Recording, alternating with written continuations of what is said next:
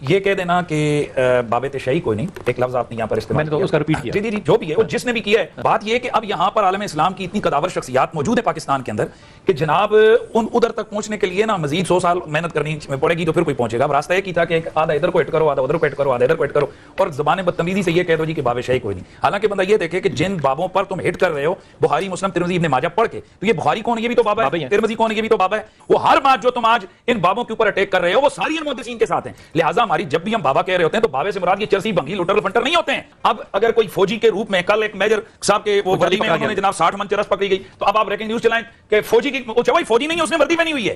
اسی طرح اگر کوئی بابے کے ڈھنگ میں روپ میں آ کر اسلام کی دھجیاں اڑا رہے تو وہ قابل مذمت ہے. ہم ان بابوں کا احترام کرتے ہیں کہ جن بابوں نے اسلام کی خدمت کی ہے. ایک بابے نے ہندوستان کے اندر آ کر 90 لاکھ کو کلمہ پڑھایا، تم کتنوں کو پڑھاتے ہو؟ غوث پاک پر بھی فتویٰ ہے، داتا علی اجمیری پر بھی فتویٰ ہے، خواجہ معین الدین ہے. پتہ نہیں یہ کون سا دین ہے، کون سا مذہب ہے جس میں پچھلا کوئی بھی ٹھیک نہیں تھا، جو آج پیدا ہوا صرف وہ ٹھیک ہے. جو جتنا زیادہ بدتمیز ہوتا ہے اتنا زیادہ عروج پاتا ہے. ہم نہیں جی کسی کو مانتے، صرف اللہ. یہ سوال سنتے ہو تو میں کہتا ہوں امام بخاری کو بھی نہیں مانتا. کیوں مانا تم نے امام بخاری کو؟ امام بخاری کو مانو گے تو بخاری مانو گے، امام مسلم کو مانو گے تو مسلم شریف کو. کیا فلسفہ ہے؟ بغیر کسی امام کے تو حدیث تک پہنچ ہی نہیں سکتا. جانا ڈائریکٹ جا کے لے نبی پاک سے حدیث، امام بخاری کے بخیر لے، تیرا پتہ چلے. جب امت میں جتنے لوگ گزر گئے سینکڑوں سالوں میں وہ سارے غلط تھے، جو آج پیدا ہوا وہ ٹھیک ہے. کہتے ہیں جی وہ بخاری مسلم بھی تو بابا ہے نا. تو جب انجینئر کہتا ہے باب تشیع کوئی نہیں، تو اصل میں بات سٹارٹ اسی سے ہوئی تھی کہ باب تشیع کوئی نہیں. وہ سید بلال قطب صاحب نے کہہ دیا نا کہ باب تشیع کوئی نہیں، تو وہ تو آپ پتہ ہے ان کو پھر فوراً آگ لگ گئی. ان کا یہ تو میں نے پہلے بھی عرض کی تھی کہ اردو کی ڈکشنری میں یہ سمجھ لیں یہ اب ایڈ ہو چکا باب تشیع کوئی نہیں. ہاں یہ اب نہیں نکل سکتا.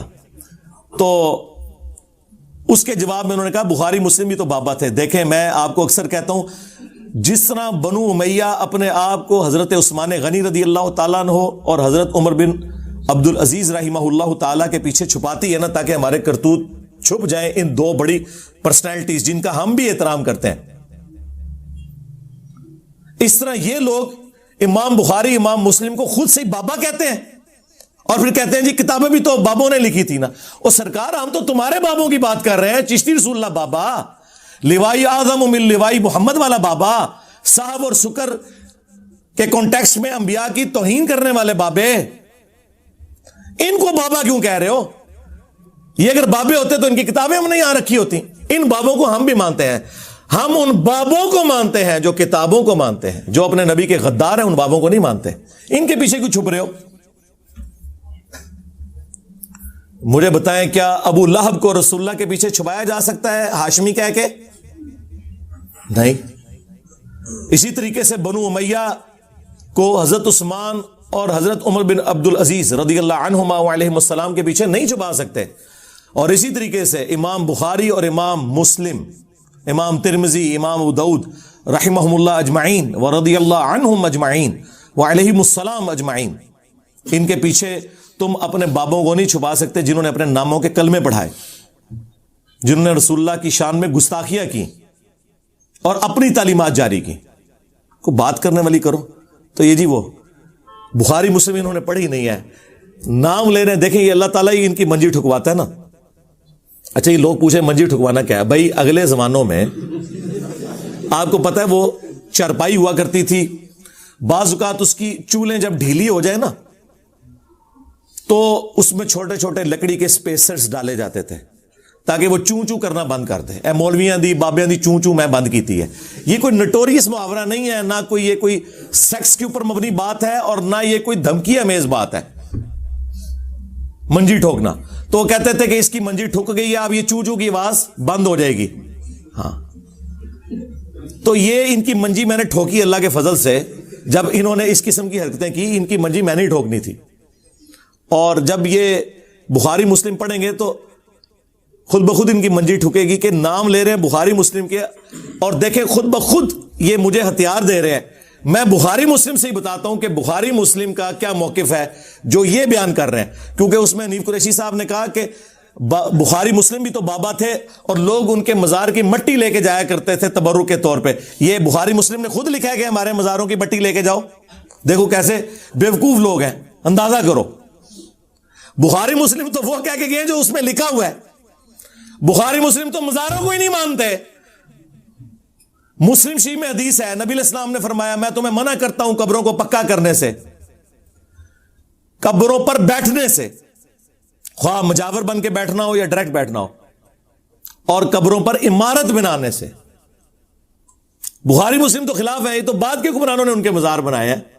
مجھے بتائیں اگر آج 2.25 ارب کرسچنز نے جیزس کرائسٹ کے بارے میں ڈیوینٹی کلیم کر دی تو عیسیٰ ابن مریم کا کیا قصور؟ وہ تو وجیہن فی الدنیا والآخرہ ومن المقربین, وہ دنیا اور آخرت میں اللہ کے حضور وجاہت والے ہیں اور قریبی لوگوں میں ہیں. تو مجھے بتائیں امام بخاری امام مسلم کا اگر مزار بنا ہوا ہے تو اس میں ان کا کیا قصور؟ کیا خود بنا کے وہ دفن ہونے سے پہلے اپنا مزار بنا کے اور اس میں وہ علم حدیث دے کے کہہ رہے تھے کہ ہمیں یہاں دفنانا ہے؟ دیکھیں ان لوگوں کے اندر کامن سینس بھی نہیں ہے. بخاری مسلم تو یہ لکھ کے گئے ہیں کہ جب نبی علیہ السلام کی وفات کا وقت قریب آیا تو یہ حدیث بخاری مسلم دونوں میں ہے. اما عائشہ کہتی ہیں نبی علیہ السلام اپنی تکلیف کی وجہ سے اپنے چہرہ مبارک سے بار بار چادر ہٹاتے تھے اور کہتے تھے لعن اللہ الیہود والنصارى اتخذوا قبور انبیاء مساجدا, اللہ کی لعنت ہو یہود و نصارہ پر جنہوں نے اپنے نبیوں کی قبروں کو سجدہ گاہ بنا لیا تھا. اور اما عائشہ ساتھ کہتی ہیں کہ اگر ہمیں یہ ڈر نہ ہوتا کہ لوگ رسول اللہ کی قبر پہ سجدے شروع کر دیں گے تو ہم نبی علیہ السلام کی قبر مبارک کو زیارت کے لیے اوپن چھوڑ دیتے. ہمیں خطرہ تھا کہ نبی علیہ السلام ہمیں ڈرا رہے ہیں. اچھا اما عائشہ کو خطرہ تھا اور یہ کہتے ہیں جی شرک ختم ہو چکے ہیں. وہ تو میں طبیعت صاف کی تھی, پوری ویڈیو ہے میری, مجھے تم سے شرک کا خوف نہیں. جو انہوں نے دھوکے دیے ہیں وہ آج ٹاپک نہیں, ورنہ 1 گھنٹہ اور لگ جائے گا. بخاری مسلم تو یہ بتا کے گئے. بخاری مسلم دونوں میں حدیث ہے نبی علیہ السلام کے آخری دن چل رہے تھے اور نبی علیہ السلام کی 2 بیویاں ام سلمہ اور ام حبیبہ جو کہ ہجرت حبشہ میں شامل تھیں, ہجرت مدینہ سے بھی پہلے جو ہجرت ہوئی تھی, اور وہ آپس میں گفتگو کر رہی تھی کہ جب ہم حبشہ گئے تھے ہم نے ماریا نام کا ایک گرجا دیکھا تھا جہاں پہ تصویریں لٹکی ہوئی تھی. تو نبی علیہ السلام اس تکلیف میں بھی اٹھے اور کہا یہی تو ان کی خرابی تھی, جب ان کا کوئی نبی یا نیک بندہ فوت ہو جاتا تھا اس کی قبر کے اوپر پہلے مسجد بناتے تھے, پھر وہاں اس کی تصویریں لٹکا دیتے تھے اور پھر وہاں پہ سجدے شروع کر دیتے تھے. اور یہ قیامت کے دن اللہ کے حضور سب سے بدترین مخلوق ہوں گے. جی ہاں, اور یہ نہ سمجھیے گا کہ یہ اگلی امتوں کے بارے میں. بخاری مسلم دونوں میں حدیث ہے کہ میری امت میں بھی وہی خرابیاں پیدا ہوں گی, تم بھی اگلے لوگوں کے پیچھے چل پڑو گے قدم با قدم بالشت بر بالشت, حتیٰ کہ اگلے لوگوں میں سے کوئی گوہ کے سوراخ میں داخل ہوا تم بھی یہی کام کرو گے. صحابہ نے پوچھا یہ اگلے لوگوں سے مراد کیا یہود و نصارہ ہے؟ آپ نے فرمایا اگر یہود و نصارہ مراد نہیں تو اور کون سے لوگ مراد ہیں؟ اچھا یہ حدیثیں بتاتے ہیں نا تو یہ لوگ کہتے ہیں وہ جی یہ یہود و نصارہ کا فیشن آ جائے گا, دیکھیں نا لوگ یہ پینٹ شرٹ پہن کے پھر رہے ہیں. اس پہ ہم نے کہا تھا نہ, پرانیاں گلاں, پرانے بانے, پرانے بابے, اب باباؤں کے بابا آ گئے ہیں.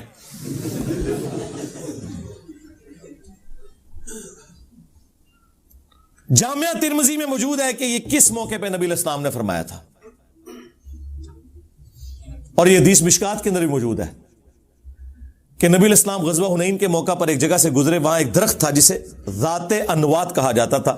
مشرکین عرب اپنا اسلحہ اس پہ تھوڑی دیر کے لیے لٹکاتے تھے اور یہ عقیدہ رکھتے تھے کہ جو اپنی تلوار یہاں لٹکائے وہ جنگ میں جیت جائے گا. تو صحابہ کرام نے کہا یا رسول اللہ آپ بھی ہمارے لیے کوئی اس طرح کا درخت مقرر کر دیں تاکہ ہم بھی اس سے برکت حاصل کریں. اب مجھے بتائیں درخت سے برکت حاصل کرنا, اس میں کوئی درخت کو سجدہ کرنا شامل نہیں, کوئی شرک نہیں ہے. یہ بھی کہتے ہیں جس نسبت ہی ہے نا جی, لیکن نبی علیہ السلام نے اسے شرک کے ساتھ تعبیر کر دیا. آپ نے فرمایا سبحان اللہ, یعنی غلطیوں سے تو صرف اللہ پاک ہے. آج تم نے مجھ سے وہی ڈیمانڈ کر دی جو موسیٰ علیہ السلام کے اصحاب نے کی تھی. اوے صحابہ دی تو ہی نہیں ہو رہی, اوے ہاتھ ویکھیو, موسیٰ علیہ السلام نے صحابہ نے کیتا تو میرے کھاتے چ نہ پانا, نہ حضور دے صحابہ نے کیتا تو میرے کھاتے چ پانا. انسان تھے ظاہر ہے, پیغمبر تو نہیں تھے, غلطی تو کر سکتے تھے. اب آپ کو بتایا گیا صحابہ معصوم ہیں تو میں کیا کروں. اور آپ نے سورۃ الاعراف کی آیت نمبر 138 تلاوت کی کہ جب وہ ایک سمندری جھیل کو پار کر کے آگے آئے تو انہوں نے دیکھا کچھ لوگ بتوں پر اعتکاف کیے ہوئے بیٹھے ہیں، تو انہوں نے کہا ہمارے لیے بھی ایک اللہ کا بت مقرر کر دیں، ہم اس پہ دھیان کر کے بیٹھیں۔ اور یہی ہوا، جب وہ گئے کوہ طور پہ انہوں نے اپنا چاپ پورا بھی کر لیا، وہ بچڑے کو بت کی شکل میں بنا کے کام پا دیتا۔ ایک دن میں 70,000 صحابہ حضرت موسیٰ علیہ السلام کے مرتد ہو گئے اور پھر وہ قتل ہوئے۔ تو نبی علیہ السلام نے کہا تم نے بھی وہی بات کی جو اصحاب موسیٰ نے کی تھی۔ پھر آپ نے فرمایا تم بھی اگلے لوگوں کے پیچھے چل پڑو گے، قدم با قدم بالشت بر بالشت، وہی حدیث بخاری مسلم کی۔ تو نبی علیہ السلام نے یہ عقیدوں کے بارے میں فرمایا تھا کہ ان لوگوں کے عقیدوں کی خرابیاں تمہارے اندر بھی آئیں گی، اور وہ ہم دیکھ رہے ہیں تھوک کے حساب سے، اللہ کے فضل سے یا اللہ کے غضب سے کہہ لیں۔ باقی مزارات، گنبد خضرا، اس پہ الگ سے میری ویڈیوز ریکارڈڈ ہے، وہ ٹاپک اور طرف چل پڑے گا۔ پھر انہوں نے کہا 90 لاکھ نو کلمہ پڑھایا انہوں نے، اور اس سے پوچھیں گے اس نے کلمہ کتنے لوگوں کو پڑھایا؟ جی جڑے 90 لاکھ ایسا نا جالی انہوں نے اولاداں نو میں کلمہ پڑھایا جا کے، ہائے اے جواب پھر دا۔ اگرچہ ہم سب کو مسلمان مانتے ہیں، صحیح والا کلمہ، یعنی چشتی رسول اللہ، اشری تھانوی رسول اللہ والا نہیں، محمد رسول اللہ والا صلی اللہ علیہ وآلہ وسلم۔ اور کہتے ہیں لاہور میں ایک بابا بیٹھا اس نے یہ کر دیا۔ ہم پوچھتے ہیں کہ ڈاکٹر ذاکر نائک نے سینکڑوں ہندوؤں کو کلمہ پڑھایا تو بریلویوں نے اسے بابا کیوں نہیں مان لیا؟ اور وہ حضرت ابراہیم علیہ السلام کی طرح غریب الوطنی کی زندگی گزار رہے ہیں، انہیں کیوں نہیں بزرگ مان لیتے؟ اس کے جواب میں پتہ کیا کہیں گے؟ وہ جی بخاری مسلم حدیث ہے، اللہ تعالیٰ فاسق سے بھی دین کا کام لے سکتا ہے۔ وہ ایک کافر بھی تھا جو مسلمان ہی تھا لیکن اندر سے وہ منافق تھا، اور اس نے اینڈ پہ خودکشی کر لی تھی، تو نبی علیہ السلام نے کہا تھا اللہ تعالیٰ فاسق سے بھی دین کا کام لے لیتا ہے۔ سرکار وہ کافر نہیں تھا، فاسق تھا، ورنہ حضور فرما دیتے وہ فاسق تھا، یعنی کلمہ گو تھا، اہل قبلہ تھا، مسلمان تھا۔ اور وہاں وہ پھر یہ حدیث فٹ کریں گے۔ سرکار ہمارا بھی آپ کے بزرگوں کے بارے میں یہی خیال ہے کہ فاسق سے بھی اللہ تعالیٰ دین کا کام لے لے گا، سیدھی سی بات ہے۔ اگر ذاکر نائک کا ہندوؤں کو کلمہ پڑھانا آپ کے اوپر کوئی دھوس نہیں ہے، تو آپ کے 90 لاکھ کا کلمہ پڑھانا، جس ٹائم 90 لاکھ آبادی بھی کوئی نہیں تھی، 800-900 سال پہلے کی بات ہو رہی ہے۔ اچھا جب ہم یہ بات کرتے ہیں نا، آپ پتہ ہے انہوں نے ورژن چینج کر لیا، وہ کہتے ہیں 90 لاکھ ہم اس لیے کہتے ہیں کہ وہ ان کی اولادیں ہو کہ 90 لاکھ ہو گیا ہے۔ ہاں ساری تھوڑی غلطی ہے، میں ہی دسنی ہے نا تھانوں، ہاں یہ میری ذمہ داری ہے، تھوڑی گنتی بھی میں صحیح کرانی ہے آ کے۔ تو